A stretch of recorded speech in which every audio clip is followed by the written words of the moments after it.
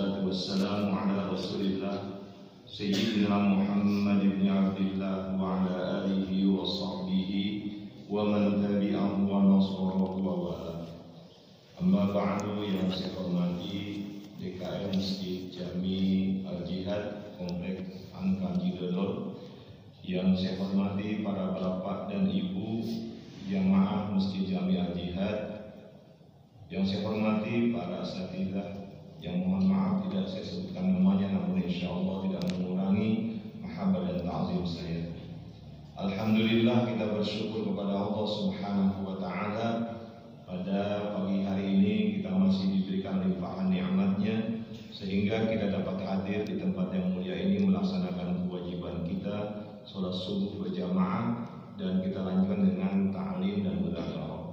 Salawat dan salam semoga senantiasa. Marilah kita awali dengan wa kullu muhdatsatin bid'ah wa kullu bid'atin dhalalah wa kullu dhalalatin finnar. Wa bisanadil muttasil al imamil muallif rahimahullahu taala wa adaman nafa'bihi wa bi'ulumi fid dhalaini amin. Para bapak dan ibu yang saya hormati, kita masuk pada pertemuan yang kedua di bulan Ramadan ini. Bahasan yang berkaitan dengan hubungan kita kepada Allah Subhanahu wa Ta'ala. Pada pertemuan pertama terkait dengan hablum minallah, ya, kita ini diingatkan untuk menyadari bahwa kita punya perjanjian dengan Allah, atau dalam hal ini disebut mu'ahadah. Perjanjian kita dengan Allah ketika di alam ruh, kita semua mengakui bahwa Allah adalah Tuhan kita, ya, dan kita bersaksi, dan itu berimplikasi kepada hidup kita, ya, bagaimana kita senantiasa menjaga nilai-nilai ketauhidan dalam kehidupan kita ini, sehingga sebetulnya dalam kesadaran mu'ahadah ini yang Allah gambarkan dalam Al-Fatihah, kemarin saya katakan iyyaka na'budu wa iyyaka nasta'in. Ini kan ayat ini mempunyai tiga sisi yang penting. Yang pertama sisi akidah, yang kedua sisi ibadah, dan yang ketiga sisi akhlak. Ya. Jadi dari aspek aspek tauhid akidah, kita memang hanya menyembah Allah, tidak yang lain. Dari sisi ibadah, kita memang hanya beribadah kepada Allah. Kemudian dari sisi akhlak, bahwa kita ini hendaknya mendahulukan ibadah baru meminta kepada Allah Subhanahu wa Ta'ala. Iyyaka na'budu wa iyyaka nasta'in. Ya, akhlak kita kepada Allah begitu. Jadi kita rajin ibadah, ya, menghamba kepada Allah, kemudian baru kita meminta, ya, apa yang kita inginkan dalam kehidupan ini, baik dunia maupun akhirat. Kemudian kemarin aspek yang kedua yaitu kita menyadari pengawasan Allah Subhanahu wa Ta'ala, ya, bahwa kita ini setiap detik tidak akan pernah lolos dari pengawasan Allah. Kesadaran dalam hubungan kita dengan Allah, kita harus menilai diri kita, ya. Sebab masing-masing orang itu berbeda dalam hal kemampuan untuk berdekatan dengan Allah Subhanahu wa Ta'ala, dan dengan cara apa dia bisa mendekatkan diri kepada Allah. Mungkin saya, ya, dengan Bapak berbeda cara saya untuk mendekatkan diri kepada Allah, ya. Nah, kita ini harus menyadari dari aspek yang mana kita ini paling memungkinkan untuk dekat dengan Allah, ya. Mungkin bagi yang punya harta, ya, dia banyak menginfakkan hartanya, ya. Kenapa? Dengan begitu maka dia merasa dekat dengan Allah Subhanahu wa Ta'ala, ya. Ini kan digambarkan seperti yang pernah mungkin saya katakan, seorang alim dari Mesir, ya, namanya Imam Lais bin Sa'ad. Beliau itu kan dalam kitab ulama dunia, ya, ulama-ulama yang miliarder, itu kan beliau ini hartanya luar biasa, ilmunya tinggi sekali, sampai-sampai Imam Syafi'i kan terpesona dengan beliau, maka pengen pindah dari Baghdad ke Mesir. Di antara yang mau ngapain? Ingin menuntut ilmu kepada Abdullah bin Sa'ad. Ya. Tapi beliau ini kan luar biasa, hartanya dilimpahkan semua. Ya. Bahkan Imam Malik itu tiap bulan dapat dana 1000 dinar dari beliau, sokongan dana itu untuk kebutuhannya, ilmuannya. Ya. Sampai-sampai beliau ini kan tidak zakat. Jadi adalah hujah, wal yatasaddaq bijadihi. Barang siapa yang mempunyai kedudukan, hendaknya dia bersedekah dengan kedudukannya. Dia punya power, kedudukan, maka dipakai itu powernya untuk memuliakan Islam, memuliakan umat Islam. Ya. Nah, ini kan kadang orang lupa gitu ya. Dia punya posisi penting. Ya, sebetulnya dia bisa untuk melakukan sesuatu untuk membangun kesadaran umat dalam hal beragama dan sebagainya dengan cara apa? Dia memanfaatkan kedudukannya. Barang siapa yang mempunyai harta, hendaklah dia bersedekah dengan hartanya. Kayak tadi, ya dia secara kedudukan nggak punya, tapi dia punya kekuatan harta. Nah ini dia bangun itu. Umat, ya tidaklah berkurang harta karena disedekahkan, bal yazdad. Ya, akan terus bertambah dan bertambah. Bukan cuma diganti, tapi bertambah. Makanya kan zakat itu, ya, zakat itu karena dia wajib, tetap Allah kan menyebutnya zakat. Apa itu zakat? Zakat artinya an-numu, pertumbuhan, tumbuh, yazid, berkembang. Ya, jadi orang yang berzakat hartanya akan tumbuh berkembang terus, nggak akan kurang. Ya, cuma kesadarannya yang mungkin belum sampai. Kemudian Rasul menunjukkan bahwa man kana lahu ilmun falyatasaddaq bi ilmi. Barang siapa yang mempunyai ilmu maka hendaklah dia bersedekah dengan ilmunya. Ya. Jadi dia punya ilmu maka dia sampaikan. Dia nggak boleh menyembunyikan ilmu yang dia miliki. Dia harus sebarkan ke banyak orang agar umat ini cerdas, umat ini pintar, gitu ya.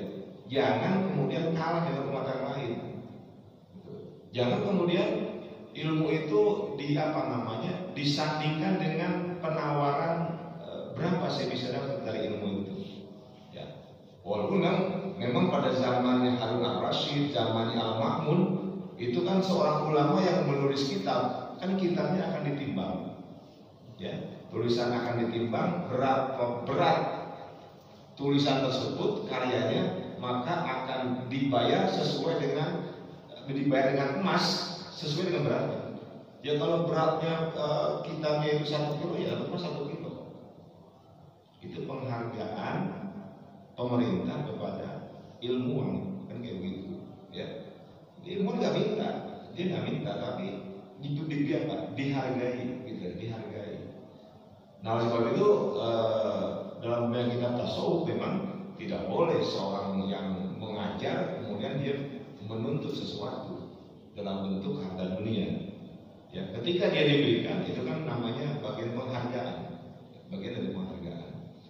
Jadi kalau kita punya ilmu apapun ya yang bermanfaat itu harus diberikan, dikembangkan.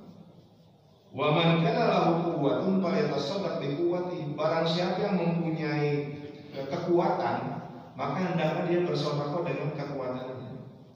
Nah, dari hadis ini sekali lagi saya katakan bahwa kita dalam hidup ini memang harus ada kesadaran muhasabah, kesadaran mengukur, ya, mengukur diri, gitu. Dan melihat sepanjang kita hidup ini masa yang sudah dilalui bagaimana, ya. Ini makna kedua muhasabah untuk kita proyeksikan ke depan. Makanya Allah dalam Al-Qur'an mengatakan ya ayyuhalladzina amanu taqullah, ya, wal tanzur nafsum ma qaddamat lighad. Wahai orang beriman, bertakwalah kepada Allah, wal tanzur nafsum ma qaddamat lighad. Hendaklah setiap jiwa, setiap orang itu tanzur, ya, melihat dirinya, mengintrospeksi dirinya, gitu ya. Ma qaddamat lighad, apa yang sudah berlalu dalam hidupnya, lihat untuk masa depan, ya. Jadi masa depan yang terdekat yang kita hidup inilah, tapi masa depan yang terjauh adalah akhirat saat kita meninggal dunia, gitu kan. Nah, seberapa banyak amal yang sudah kita lakukan, gitu ya? Ketika kita hidup ini, untuk apa? Muhasabahnya untuk ke depan, ya. Gitu. Wa tanzur nafsu ma qaddamat liwat. Ya, hendaklah setiap orang itu, ya, mengevaluasi dirinya atas perjalanan yang sudah dia lalui untuk kemudian diproyeksikan ke depan, ya. Nah, ini yang kita memang lemah di sini, gitu ya. Kita itu hidupnya kayaknya ya begitu aja, gitu ya. Nggak ada upaya meningkatkan, ya. Padahal kan kita kenal betul satu hadis, maka yawmu, barang siapa yang harinya, ya, itu apa, misla amsi, seperti yang kemarin, bahwa khasir, dia itu rugi kan. Oh, itu paham banget itu, ya. Wa man kana yaumuhu khairan min amsi fa rabi. Barang siapa yang hari ini lebih baik dari kemarin, dia itu orang yang beruntung. Wa man kana yaumuhu syarran min amsi fa huwa mal'un. Barang siapa yang harinya lebih buruk dari kemarin, maka dia itu orang yang terlaknat. Ya, itu kan kita nggak mau jadi orang mal'un yang dilaknat Allah Subhanahu wa taala, karena kita mau muhasabah, ya, tidak muhasabah diri terhadap perjalanan kita yang kemarin. Ya. Nah, inilah kesadaran yang ketiga yang penting dalam manajemen hidup seorang muslim adalah muhasabah. Ya, gitu. Berarti kan ini kita Ramadan nih, tahun lalu khatam cuma sekali tuh kan. Ya kan kita kenapa satu kali doang? Padahal ada yang mampu 4 kali, 7 kali. Ya.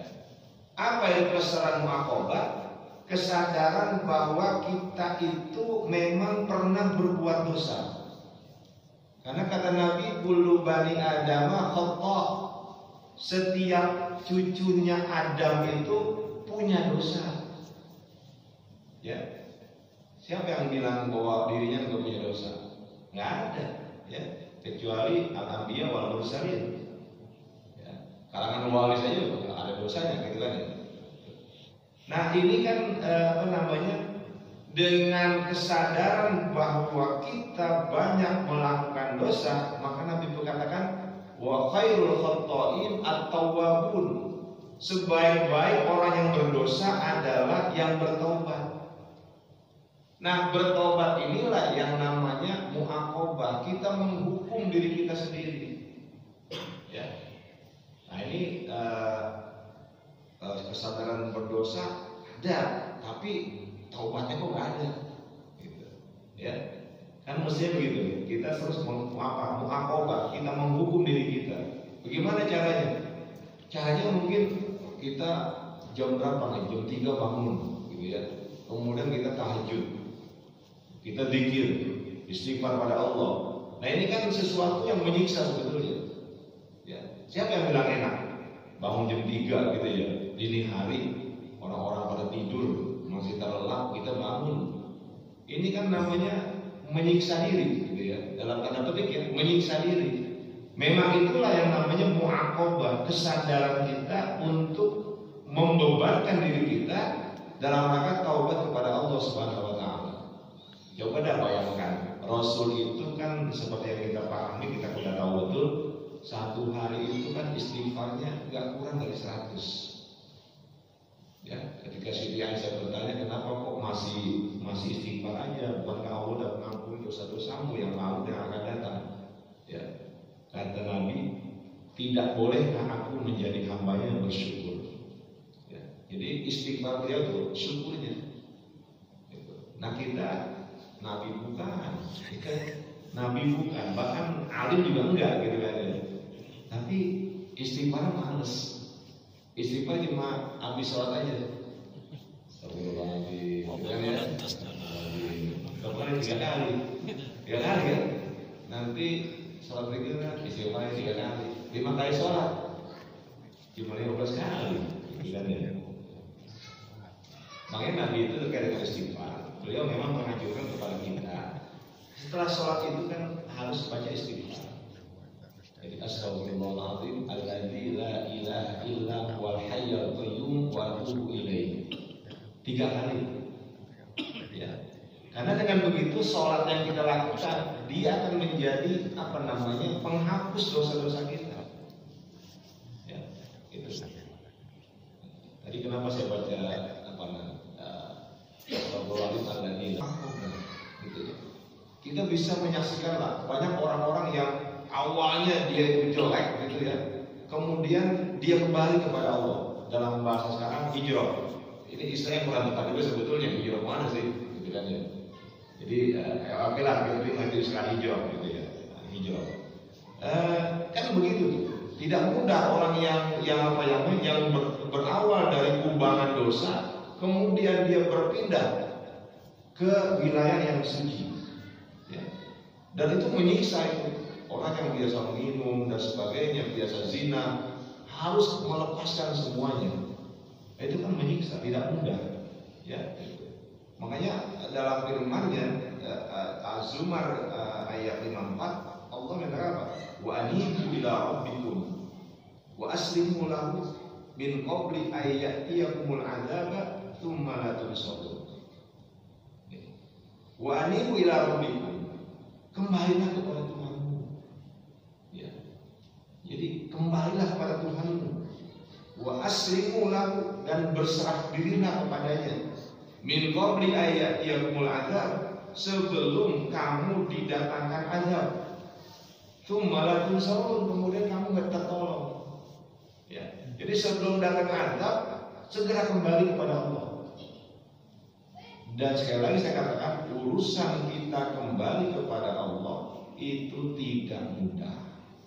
Inilah yang dalam konsep ini Profesor Abdullah Nasibullah mengistilahkan mu'aqobah. Ya. Jadi kita itu apa? Mu'aqobah.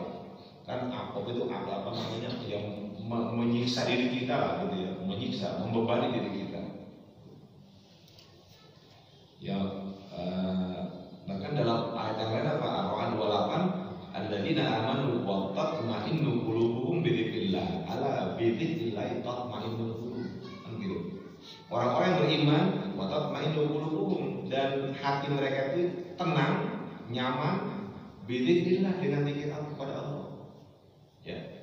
Jadi ketika kita ingin dekat kepada Allah, ya kita menyiksa diri kita dalam tanda petik apa? Dengan zikir.